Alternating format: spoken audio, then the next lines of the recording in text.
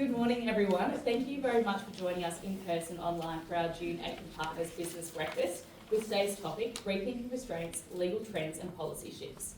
My name is Imogen Timms and I'm a lawyer in our litigation and property teams, and I'm with today's moderator. This morning, we'll be discussing the future of restraint of trade clauses, bearing in mind the significant decision in LCA Traralgon and Ashley Johnson, and the Labor government's promise to slash non-compete clauses for people earning less than $175,000 per annum.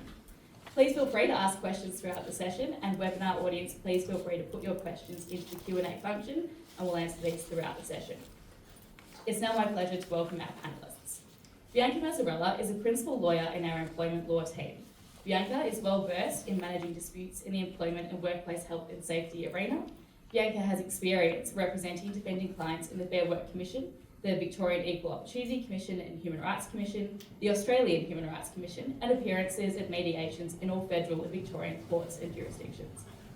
With over 30 years' experience practicing law, Glenn Pauline has significant experience practicing in commercial and workplace relation disputes and mediations. Glenn's work regularly includes employment and industrial relation matters, franchising disputes, and commercial contract disputes. Glenn is an advanced mediator at the Victorian Bar and Resolution Institute and a VCAP mediator. Most notably for our purposes today, Glenn acted for the applicant in the proceedings which will form the centrepiece of today's seminar. Please join me in giving a warm welcome to our panellists.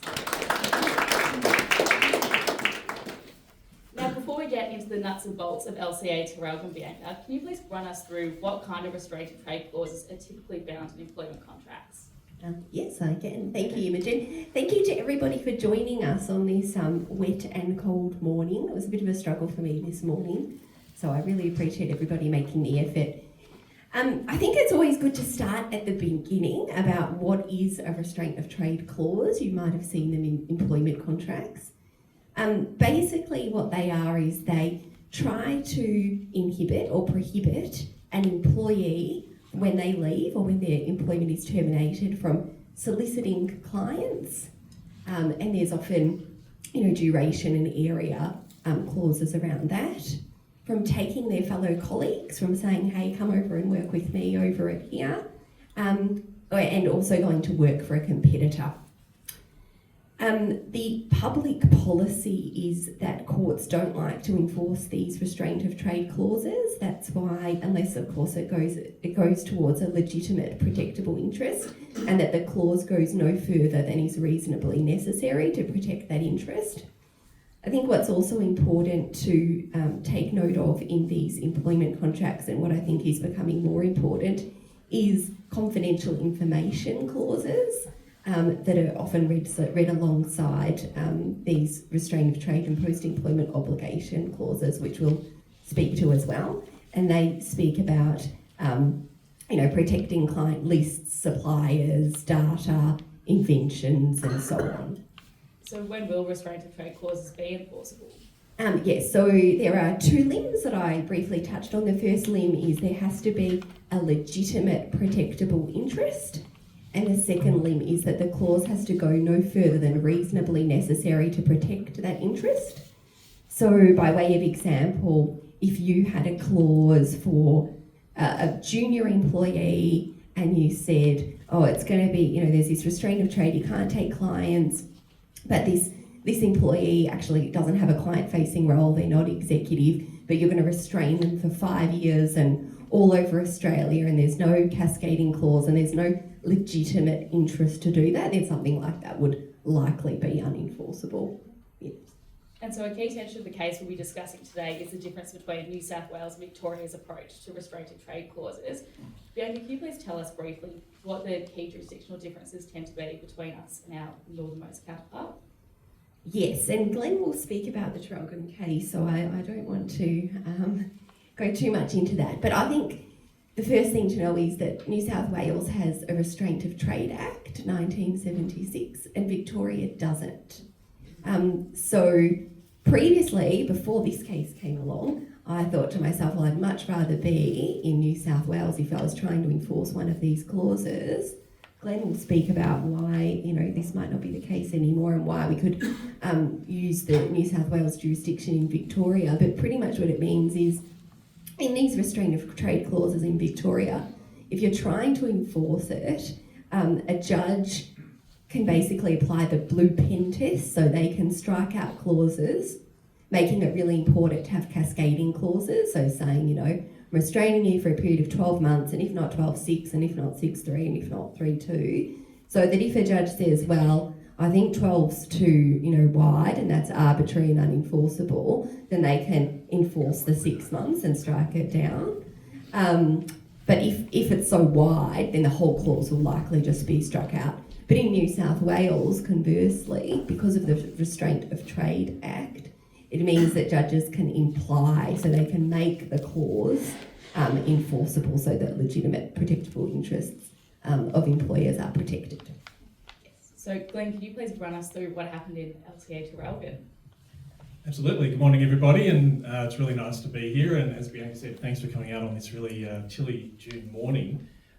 Yes, I'm very happy to talk about LCA Traralgon and Ashley Johnson, which was a case that I appeared in last year. It's an interesting case because really it is the first case in Victoria where the judge has actually gone and applied the provisions of the New South Wales Restraints of Trade Act in deciding to enforce a restraint of trade clause which would otherwise be unenforceable in Victoria because we don't have the Restraints of Trade Act in Victoria. So it actually is the first case that has applied the New South Wales legislation. And so what actually happened was the plaintiff was a franchisee of Laser Clinics Australia. It's a brand I'm sure everybody's probably heard of. And she was operating her franchise clinic in the regional town of Traralgon. And of course, in her business, she provided, or the business provided, laser hair removal and skin and non-surgical cosmetic injection treatments, otherwise known as Botox. The first defendant, Ashley Johnson Proprietary Limited, was an independent contractor company. So that's how this arrangement was set up. So it wasn't an employment relationship, it was an independent contractor arrangement, but the principles are the same. And the company provided the cosmetic treatment services through the second defendant, who was Ms. Ashley Johnson, and she herself was a registered nurse who was qualified and had been trained to provide the services. And in the contract, Ms. Ashley Johnson was named as the key person that was to deliver the contractor services to the clients. And the third defendant in the case was actually the plaintiff's competitor, trading as Haven Aesthetics Gippsland.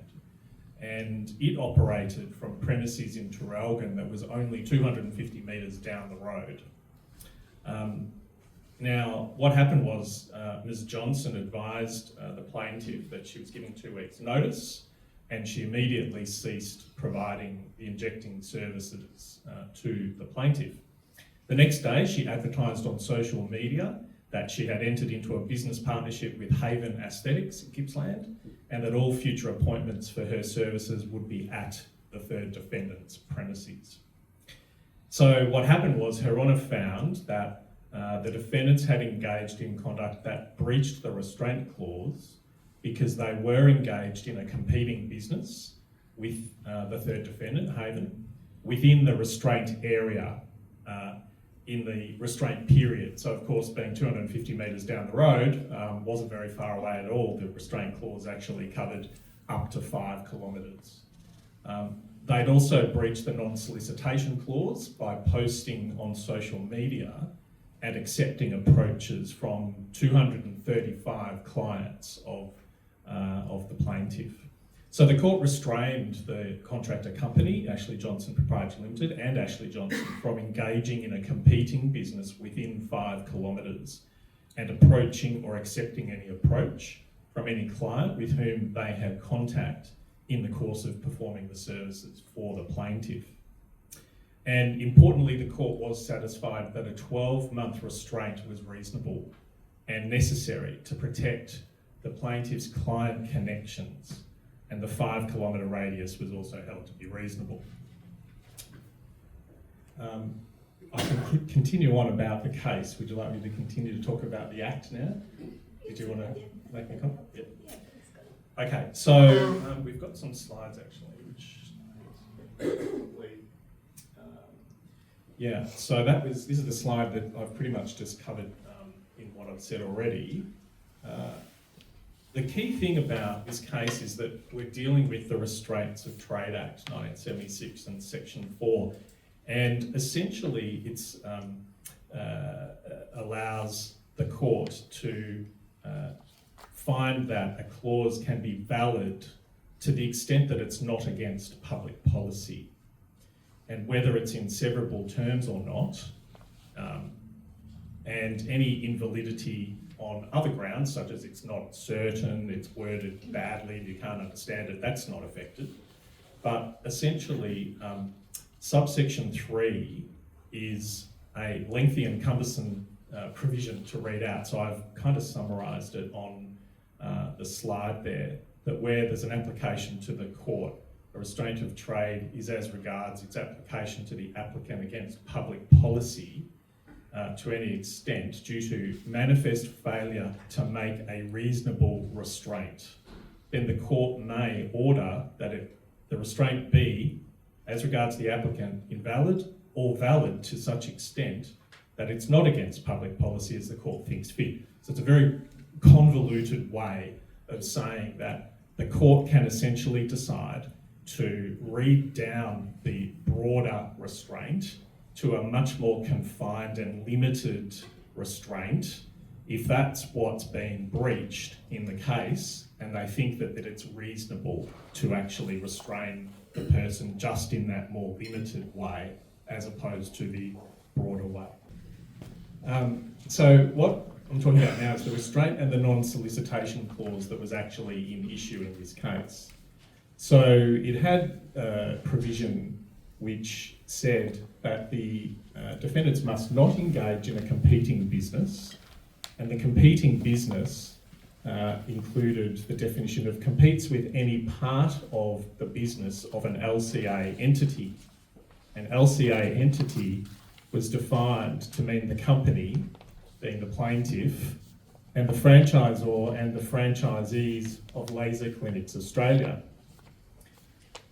So it was actually very, very broad. It covered all of the clinics around Australia that were in the franchise network. Thank you.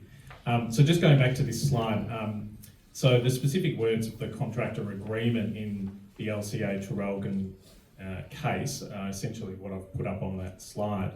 And so the restraint on the conduct of the defendants was essentially not to do the following. During the restraint period in the restraint area, engage or prepare to engage in a competing business. And the non-solicitation clause provided that they must not, during the restraint period, solicit, canvass, approach or accept any approach from any patient or customer of an LCA entity with whom they had contact in the course of performing jobs under the agreement for the purpose or with the effect of obtaining the custom or business of that person or entity in the restraint area for the benefit of a competing business or detrimentally affecting the business of an LCA entity. So it's a pretty sort of usual kind of soliciting and approaching clause and restraint clause. But the issue was that these definitions in the agreement were where there was some trouble for the plaintiff in relation to the interpretation of the restraint and the non-solicitation clause due to the breadth of the definitions. So as I said, competing business was defined to mean any business or activity that competes with any part of the business of an LCA entity. Now, LCA entity was not referred to by Your Honour in the judgment. However, in the case, in the contract, it was defined to essentially mean the plaintiff company, the franchisor, and related bodies corporate of the plaintiff company and other franchisees operating a clinic using the Laser Clinics Australia brand. Injecting services was also defined to include cosmetic injectable consulting procedures and aftercare performed in the course of the business, which was in turn defined to mean a business performing laser, skin and cosmetic injection treatments as conducted by the company and other LCA entities. And then finally, solicit was given an express meaning in this contract, which included advising or notifying via any social networking sites, including LinkedIn, on which the supplier is registered or has a profile, of any changes in the supplier's engagement or the provision of its services. So these definitions were very significant to the case.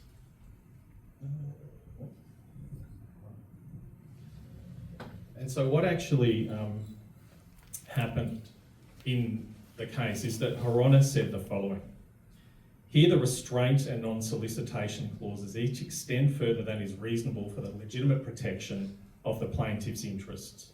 The definitions of company premises, competing business, engage in and solicit mean that the second defendant would not be able to work or even inform the public of the change in her work address for 12 months if this occurs within 5 kilometres of any premises where there is a business operated by the plaintiff or an entity appointed as a franchisee, with the franchisor being Laser Clinics Australia Operations.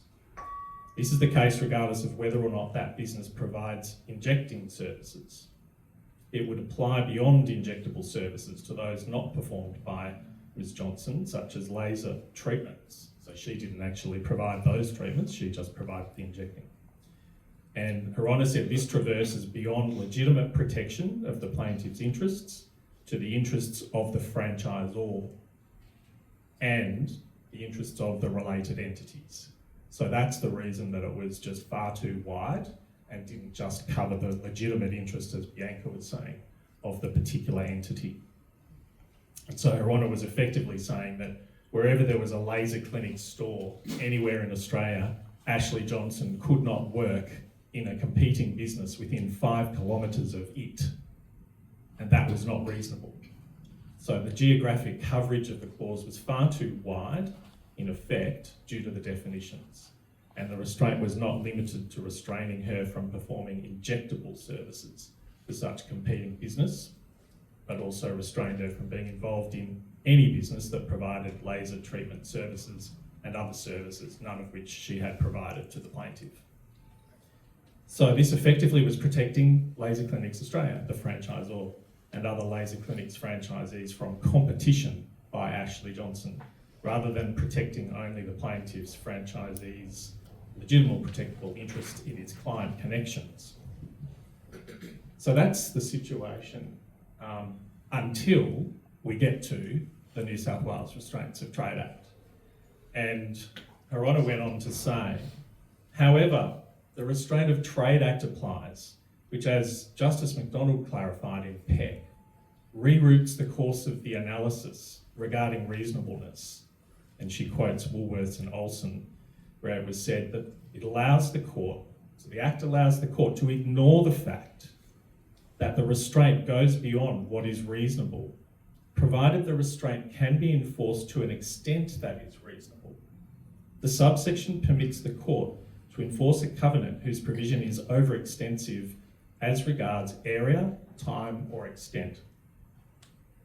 Her Honour did clarify this does not extend to rewriting the covenant and uses the phrase amputation is directed, but reconstruction is not. So what did she actually do in this case? Her Honour, and this is where it is the first time this has happened in Victoria, proceeded to read down the clauses of the contractor agreement to limit the scope of the restraint and the non-solicitation clause to extend only so far as necessary to protect the plaintiff's legitimate interests and not the franchisor's or other franchisees' interests. So she read down the definition of company premises to literally just restrict it to Traralgon, the premises in Traralgon. She read down competing business to mean any business that competes with the plaintiff company in performing Haven injecting services, which on the evidence included Haven Aesthetics Gippsland. This significantly reduced the unreasonably wide application of the restraint on competition with any other LCA entity, as competition with the rest of the franchise network of Laser Clinics Australia businesses outside the restraint area of 5 kilometres of Traralgon was no longer within its scope. She then also read down the word engage in by changing it to the present continuous tense, and she also, in the non-solicitation clause, removed the words solicit and canvass, as the word solicit was defined, as you recall I said, was defined to include the use of social media, which was Ashley Johnson's primary method of contacting clients, and it was unreasonable. So she removed solicit. However, the prohibition against approaching or accepting an approach from the plaintiff's clients remained, as it was necessary to protect the plaintiff's client connections. So this is then what Her Honour came up with as the effectively rewritten clause. She said, read this way, the restraint clause and non-solicitation clause would operate as follows. It's as I've put on the slide there, which I won't read out, but essentially it allowed the restraint to be enforced for that almost 12-month period within 5 kilometres of the premises in Traralgon, and she was prohibited from engaging in a competing business within that area, or approaching or accepting any approach from any patient, client or customer with whom she had contact in the course of performing the injecting services and for the purposes of obtaining their custom or business for the benefit of the competing business being Haven. So Her Honour also included in the order that she made at the end of the case an order identifying the patients, the clients or the customers of the plaintiff with whom she had had contact in the course of performing the injecting services by reference to the list of names in evidence. So there was a list of, I think, more than 1,000 clients that she had had contact with over the course of almost 5 years, and that list was in evidence.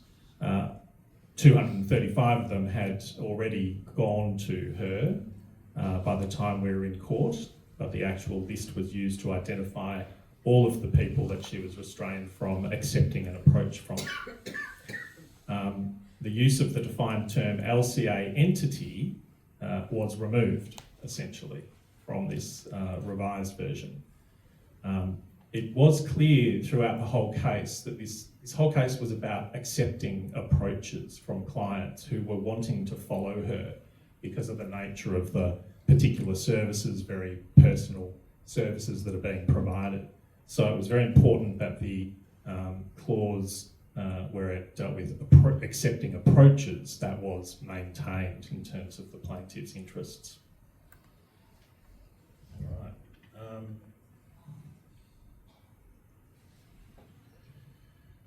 So an interesting aspect of Her Honour's reasons is that she was satisfied that the non-solicitation clause, which was directed to all 1,902 clients on the list, was reasonable in light of this intimate nature of the injectable services, and that many clients would return to the clinic over a period of multiple years and request to receive the services from her. But Her Honour rejected the defendant's submission that it would be contrary to public policy to enforce a restraint in circumstances where some patients will be denied their choice of injector. And the plaintiff also could not provide the injectable treatment service because the plaintiff had until then not been able to engage another person in the Traralgon area to actually provide the services.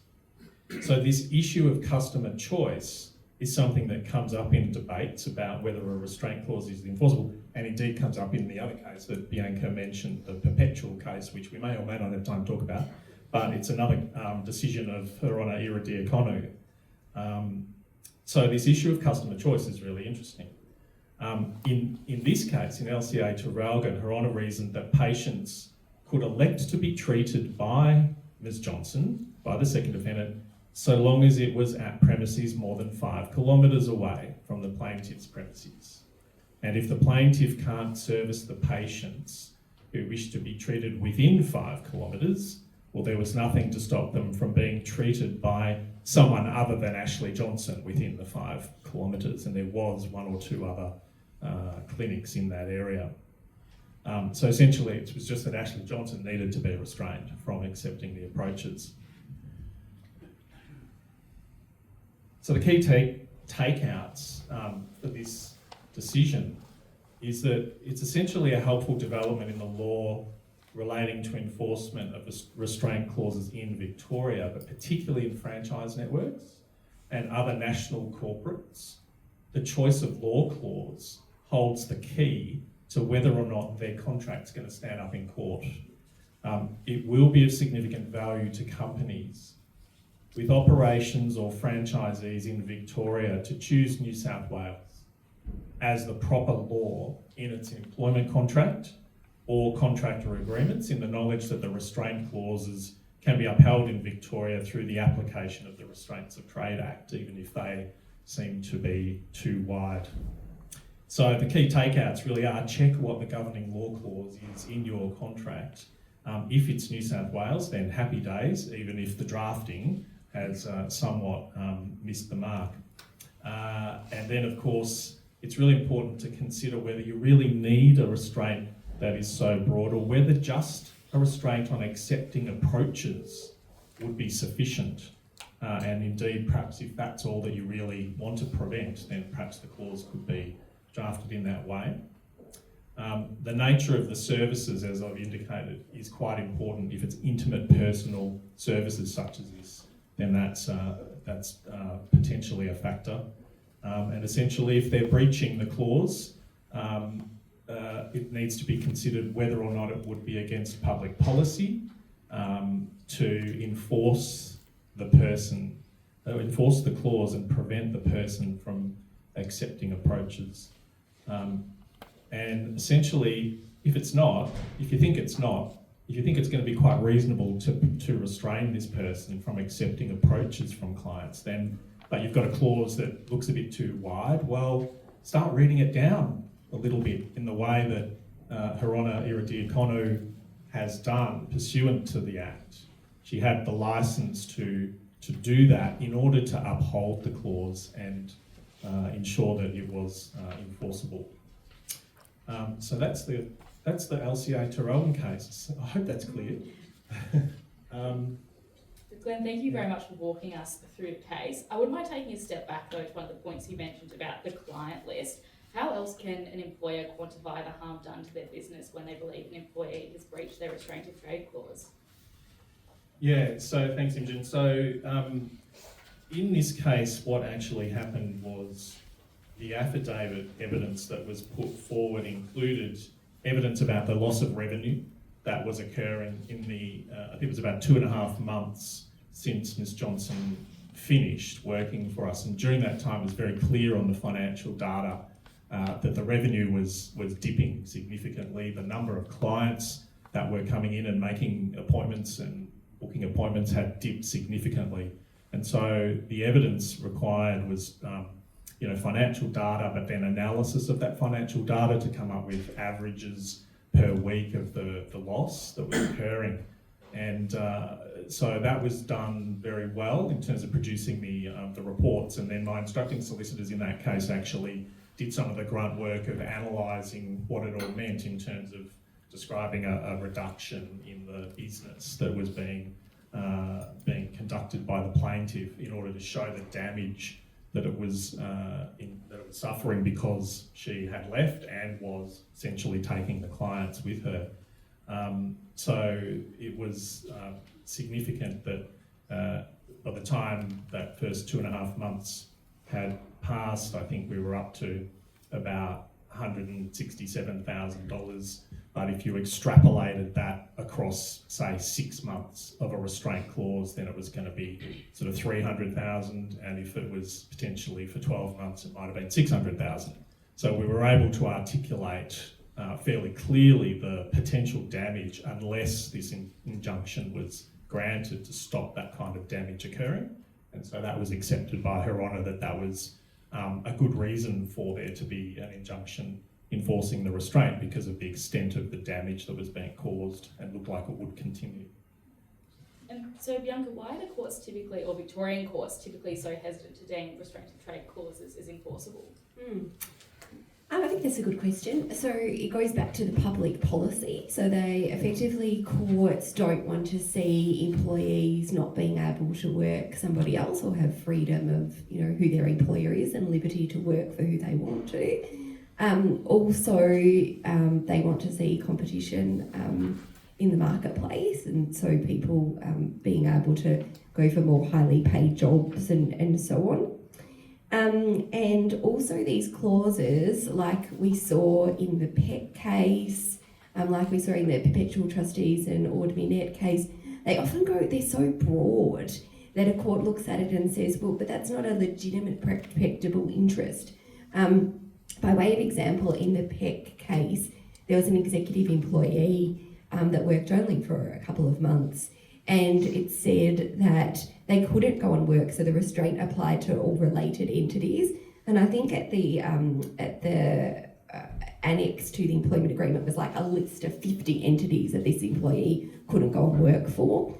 And that's not the intention of what these restraints are supposed to be able to do, to say, oh, well, you're for example, man, you're a lawyer, Bianca, you've got a restraint, but you can't go and work for any other law firm basically in Victoria. It's like, okay, what am I going to go and do? I'll go and have to do something else. That's not the intention of the courts. It has to be a legitimate, protectable interest. And so, Glenn, how would this case have been decided if the governing contract or the governing clause was subject only to the laws of Victoria? Thanks, Imogen. So as Bianca just said, one of the other cases in Victoria is Just Group and PEC. And in that case, His Honour Justice McDonald actually knew about the New South Wales Restraints of Trade Act, but it didn't apply in that case. But he still talked about what if it did actually apply. And he talked about that. Unfortunately, in his case, the common law of Victoria applied, including whether or not you can sever the provisions of a contract that are considered to be void because they're unreasonable, they're too wide, etc. And in that case, stuck with the law of Victoria, and the restraint was void, and so there was no injunction that was obtained. Now, I think that my perspective is, and this is obviously the Chatham House rules, although it's going online as well, probably got lucky in LCA Traralgon because the New South Wales law did apply. If it didn't apply in Victoria, probably would have been different for the reasons that I've talked about, for the reasons that Her Honour went through, that the definitions in the clause made it all too wide, and it probably would have been struck down and not enforced.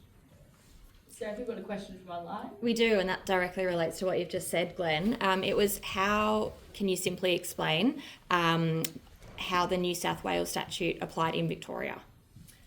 The basic answer to that is because the contract stated in the governing law clause that the law of New South Wales applies. And so even though everybody was in Victoria, the reason that happened is probably because it was a national franchise network, and possibly it was just a standard clause that they use. Their head office is in New South Wales, so they just go with New South Wales. So that was the reason. So it's the governing law clause that means that the court actually had to apply the New South Wales law. Thanks. Shouldn't the case have then been held in New South Wales?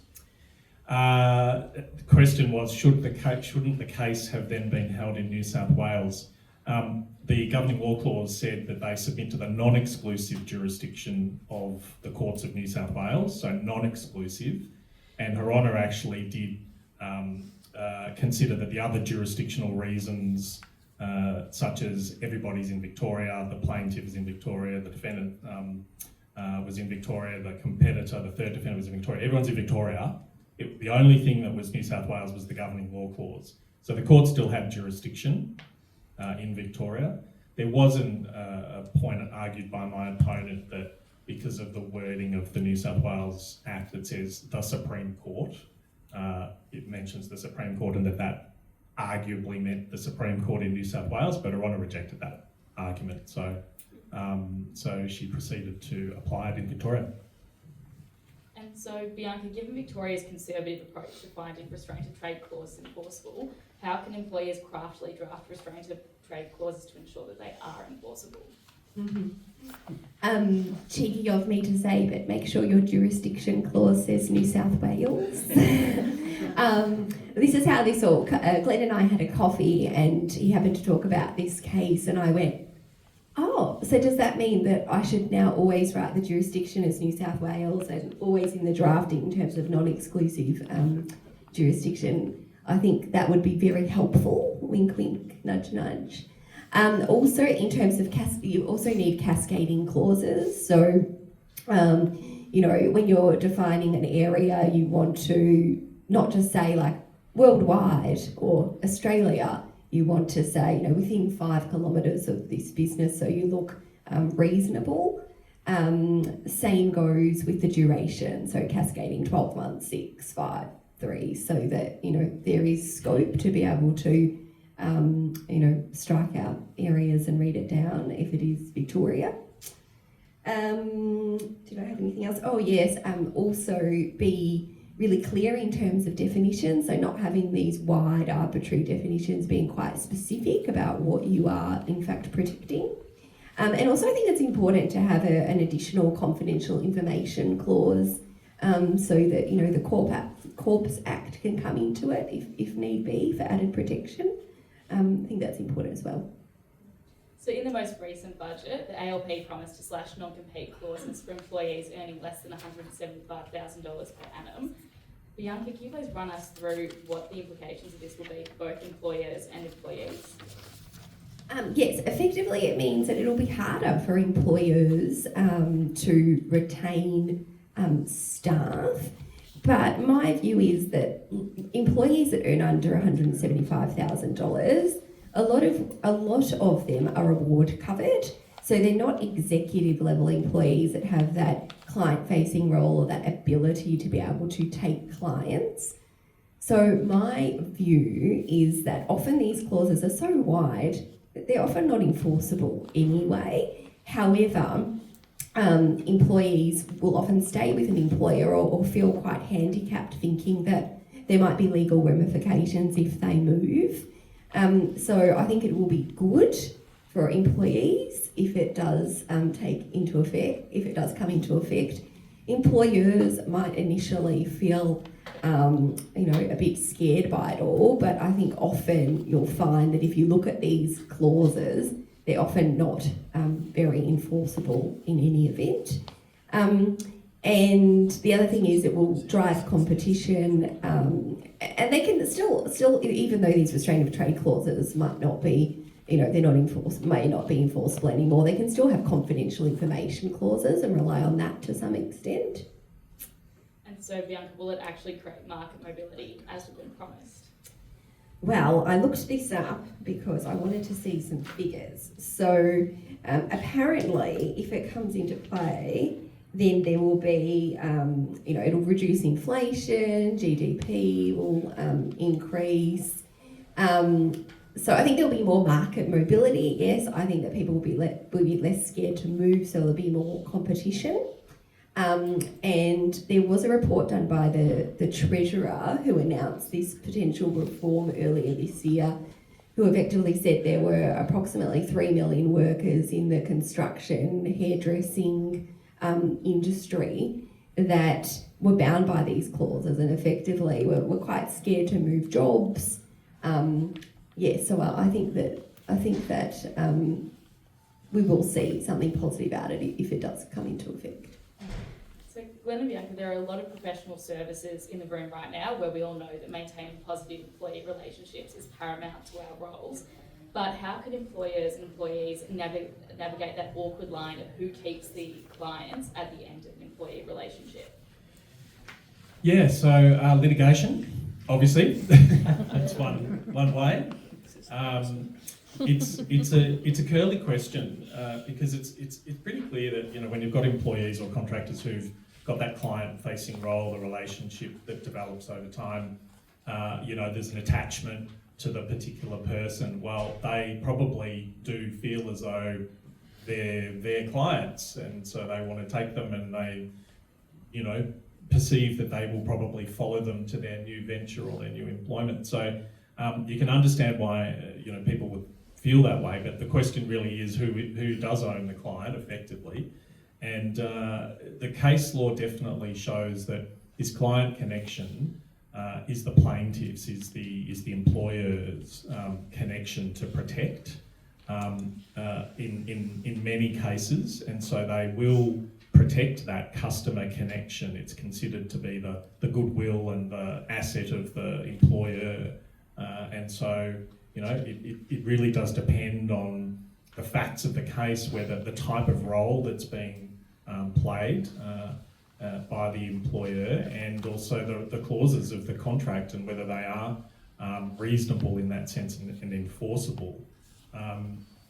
You know, if you're having to sort of divvy up the clients, if there was, you know, a little bit of goodwill when there's an exit happening, where, you know, there's not so much bad blood, then maybe it'd be sensible to kind of look at the clients and just say, well, which ones do we let go and which ones do we want to maintain? And if there's a dispute over the big ones, then maybe go to mediation before you head down the path of litigation. Yeah, I agree. And I had a matter maybe about a year ago, and we had that exact same scenario where we did go to mediation. There wasn't a mediation clause in the employment agreement, and since then I've thought, well, when drafting these sorts of agreements where there might be a dispute, it'd be really good to have a prescribed mediation if there's any issues with restraint trade. Side comment by me. But we did go to mediation, and we did come up with effectively a lease. So you're leaving, the employer said, well, these people are already gone, like they're not coming with us, or they were with this person beforehand. And we came up with a list that the employee could take, and also a sum of money that would be paid to the employer. Like most mediations, you know, no one was happy, but everybody could live with it, and I think that was sensible, rather than going through the court system. So, yes.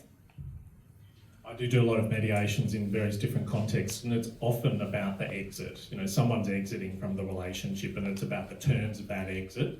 And so it is a sensible thing to do. I haven't seen it that often in this context because there is, you know, bad blood often because of what's happening. So, but I think it would still be worthwhile considering a mediation before litigation through whatever avenue you've got in the contract, or just agreeing to a private mediation. So to wrap up the questions from me, what should an employer do in the first instance if they believe an employee has breached their restraint of trade clause? Are you sure? So what I like to do is, if you've got a senior level employee that's leaving and you're a bit worried that they might take employees, I often send a letter even before that they depart saying, you know, we just want to remind you of your ongoing restraints. They're important. We'll uphold them. You can use your discretion in terms of how scary the language or friendly it should be. Often we do it friendly. We start friendly. We end up not so friendly, but that's okay.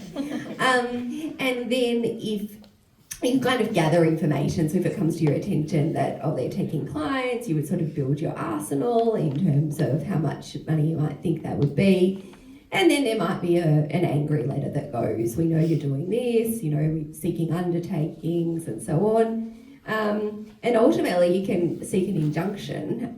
Often they end, like often a few scary letters. Maybe it's my tone of letters that's very effective, I don't know. But often it ends and you don't have to do anything much further. But you can, is the point. And also, I know we haven't spoken about this case too much, but there's actually a really great case that was decided April this year. It's called Perpetual Trustees and Ord Minnett. Effectively, these senior level financial advisors go from Perpetual to Ord Minnett, and they've got high net worth individuals where they're investing for them and so on, and they go over. And in this decision where an injunction was not granted, so different to the Traralgon decision, and there was not the application of the New South Wales Restraint of Trade Act. In that one, the judge actually goes through in her decision the communications from the lawyers, which is very helpful, by the way, to say, well, actually, I can't accept an approach from you, but if you want me to transfer your file, I need you to send this letter to Perpetual Trustees that says that I have not solicited you and that you will not take action against Perpetual. So my point is, because I know that you don't know exactly what I'm talking about, I've got this decision in my mind that I reread last night, but there are ways of doing it in terms of crafting responses so that if you do end up in that position, you look quite, reasonable to a judge, that you're not just grabbing clients and being really brazen, because courts do like to see that people are reasonable. Yes. And Glenn, do you have any advice or information in this context about what an employer should do? Should they think that an employee is about to breach or about to breach? Yeah, I'll just talk about the Perpetual case as well in a minute. But in the Traralgon case, the reason that it ended up in court was because letters were sent originally, as Bianca indicated, that's what you do. And there was complete silence from Ms. Johnson. No response whatsoever to the letter saying, by the way, you have restraint clauses and we expect you're going to comply. No response. And so after several efforts, eventually the proceedings had to be issued because there was complete silence. So we actually issued the statement of claim, so went to that extent of pleading out the case, and then served it together with a request that they consent to some orders that restrained her, and there was still refusal. So in the end, we needed to go to court and actually have the argument. And in that case, it seemed that the lawyers on the other side didn't actually realise that the New South Wales Act applied because of the governing law clause. They were taken by surprise. So don't allow that to happen. You need to check your contract. And just in relation to the Perpetual case that Bianca's mentioned, I've also just had a look at it too. And interestingly, it's another decision of Associate Justice Iridiaconou. And it's a different outcome in that case, where there wasn't an injunction granted by Her Honour for various reasons. The main one being she did not have the New South Wales Restraints of Trade Act applying. And she actually, strangely though, did have the benefit of a decision of the Chief Justice of the Queensland Supreme Court before her, and because it dealt with another Perpetual employee, so there was proceedings issued in Queensland and proceedings issued in Victoria. The Queensland got in first and handed down a decision, and what that meant was Her Honour had to actually be satisfied that it was clearly wrong. If she was satisfied it was clearly wrong, she could decide something else. But because the facts were so similar, it was a related case. She actually decided that the Queensland Supreme Court's decision was clearly right and actually followed what the Chief Justice had done, which was to not issue an injunction in that particular case. And I was just going to mention that in that case, the Queensland Chief Justice said this: it's difficult to see how a restraint, particularly on accepting approaches, would be enforceable for a substantial period of time. So up in Queensland, we've got sort of perhaps the opposite view being put forward than in LCA Traralgon. And also, just briefly, there was a similar problem relating to definitions in the contracts being too broad, relating to related entities. So that was a similarity in the case.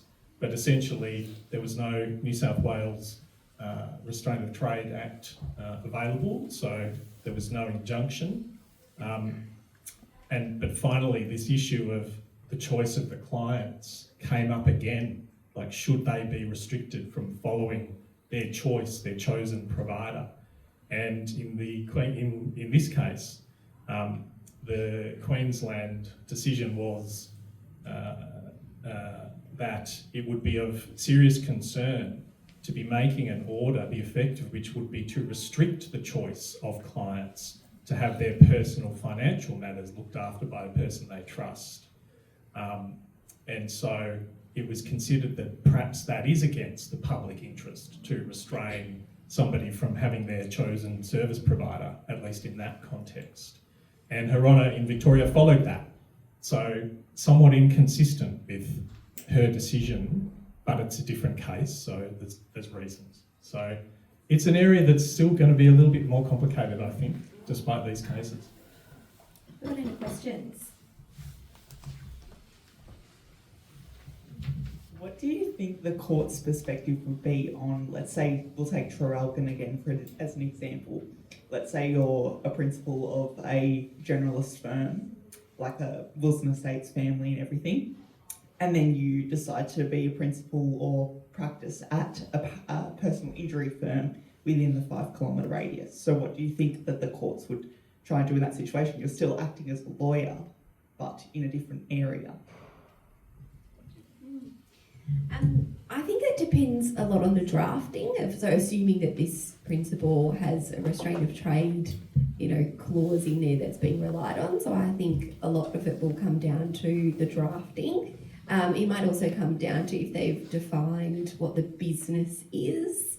I think that courts don't want to restrain, a lawyer who is, a specialist in an area that is educated from being a lawyer completely. I think that would be totally unreasonable.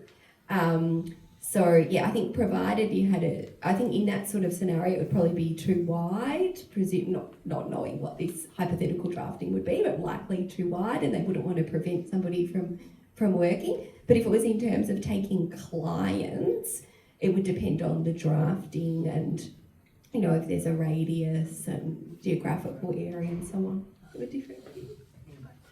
And are the clients going to be the same clients, that are at the Wills and Estates firm versus the personal injuries clients? If that's the issue, that they're going to be wanting to take clients, well then, of course, the customer connection is of the employers to protect. And so, the courts talk about the amount of time that's needed for that connection to be severed.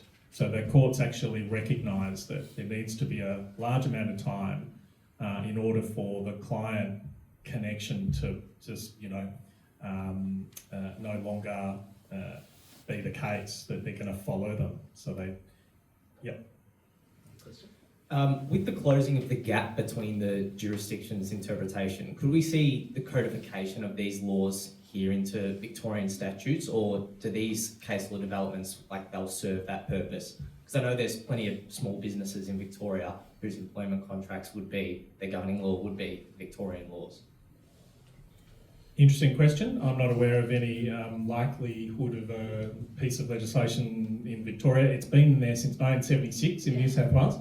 I guess I'm a proud Victorian and think that, we've done lots of things very well, and, we've got it over New South Wales in a few areas. We've got the tennis, we've got the Grand Prix, we've got the Olympics well before them, but in this case, they've actually had that for a really long time, and they've got a lot of case law that's developed because of that act, but I've no semblance of thinking that would happen in Victoria. I agree. Final question over here.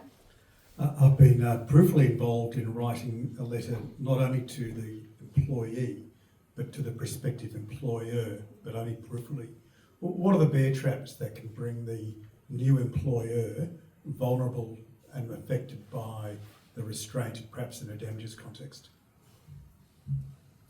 Yeah, well, in LCA Traralgon, my instructing solicitors also wrote the letter to the new employer, effectively, the new entity that she was going to be working for, that she'd entered into a business partnership, and asked them to ensure that they did not encourage any breach of the restraint clause or get involved in any way, and didn't really get much of a response to that. So they were joined in the proceeding as the third defendant. So there's certainly a risk that if there's a lack of sort of cooperation coming, that you might get joined into the proceeding. Does that answer your question? Yeah, because I suppose I'm mindful that it's also an effective strategy to attack everyone But is there a viable damages exposure to that? Or just likely to be restrained and unable to pursue the new engagement? Yeah, they were joined into the proceeding primarily, I think, to obtain damages in the end, if that's what was necessary. They actually weren't served with the summons seeking the injunction. We just wanted the injunction against the, Ashley Johnson and her company. So we didn't seek to, injunct the competitor from doing anything.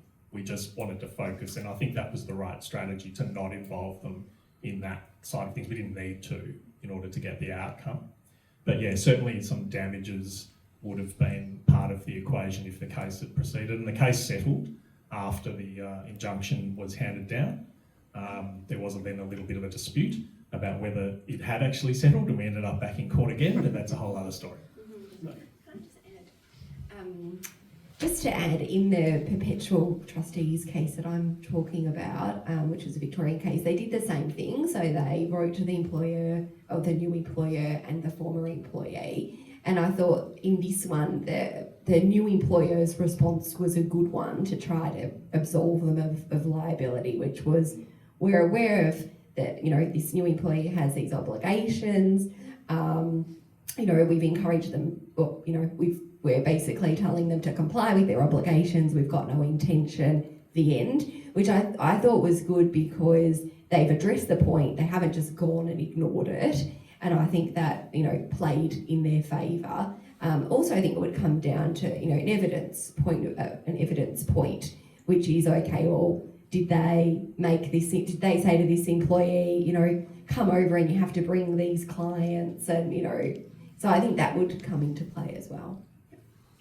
Well, we've just hit 9 o'clock, so unfortunately we'll have to wrap things up there. But Glenn and Bianca, thank you for speaking to us, and thank you all for attending. If you have any questions for Glenn and Bianca, feel free to pop up the front. Otherwise, we'll see you next month at our next business breakfast.